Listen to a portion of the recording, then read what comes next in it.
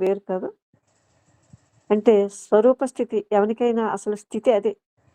నీకు కావాల్సింది ఆత్మగా ఉండటం. నువ్వు ఏదైతే అయ్యున్నావో అఖండంగా, ఆ అఖండాత్మగా ఉండటమే స్వరూప స్థితి అంటే. ఎవ్వరికైనా అసలు స్థితి అదే.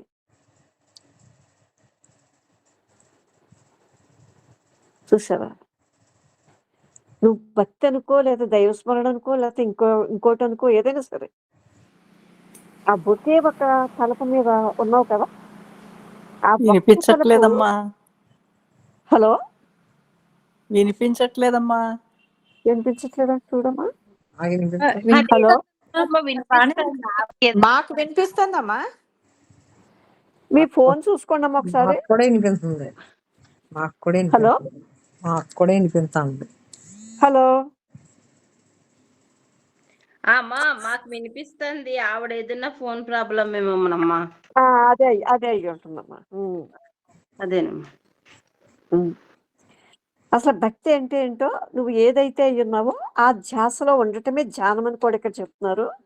ఇంకా వేరన్నా తలపు అది పక్కకు పెట్టి ఆ తెలివితో దాన్ని గ్రహించమంటున్నారు. చూసారా? ఇప్పుడు ఎప్పుడైతే ఇలాంటి ధ్యానం జరిగిందో, ఏదైతే అఖండమో, ఏదైతే విడివిడిగా లేదో, ఆ ఏకస్థితి ఏదైతే ఉందో అదే పరమాత్మ ధ్యానం అంటాను నేను అని చెప్తున్నాను. అది ఏంటంటే వేరన్న తలుపు, ఇంక రెండు తలుపు లేదు ఇంక అసలు. ఇదే నిన్ను ఆ పరమగమ్యాన్ని చేరుస్తుంది. ఇక్కడ చెప్పారు కదా, గీతలో కూడా మనకి ఈ శ్లోకం చెబుతుంది కదా, ఆర్తో జిజ్ఞాసు అర్ధార్థి జ్ఞానిష భరతర్షభ తేషాం జ్ఞానం నిత్యయుక్త ఏకభక్తి విశిష్యతే. అంటే ఏంటి? ధ్యానం ఏదైనా నీకు అది మంచిదే, దాన్ని తప్పని చెప్పడానికి ఏమీ లేదు. ధ్యానం అంటే ఇది. చూసారా? ఆ తపన, ఆ జిజ్ఞాస. ఇక్కడ ఏంటంటే ఉన్నాయి ఇక్కడ గీతలో చెప్తారు, ధ్యానం ఏదైనా మంచిదే. అది భావన నశించి ద్వేయం ఏమీ లేక, చూసారా, ఇంకా చేరుకునే ద్వేయం కూడా పూర్తిగా అది కూడా లేకుండా పోతుందని చెప్తున్నారు ఇక్కడ భగవాన్. భావన నశించి ఇంకా ద్వేయం లేదు, నేను చేరుకోగలదు ఇంకొకటి ఏదో ఉంది అనుకోడు అంటవాడు.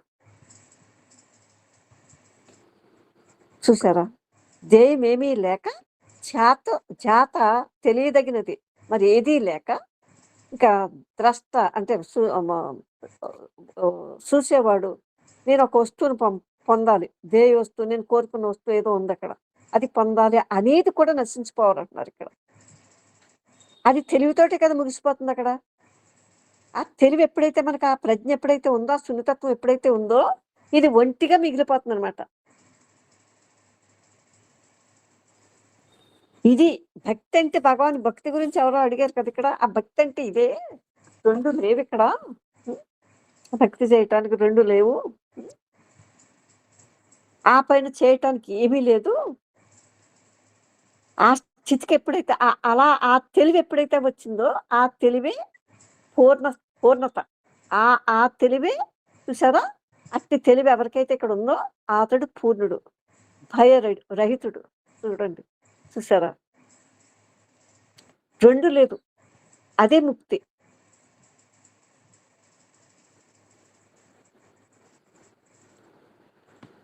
అసలు ధ్యానం అంటే కూడా ఏమో తెలుస్తుంది కదా. ధ్యానం అంటే ఏమి? అక్కడ రెండు లేని స్థితి అనమాట.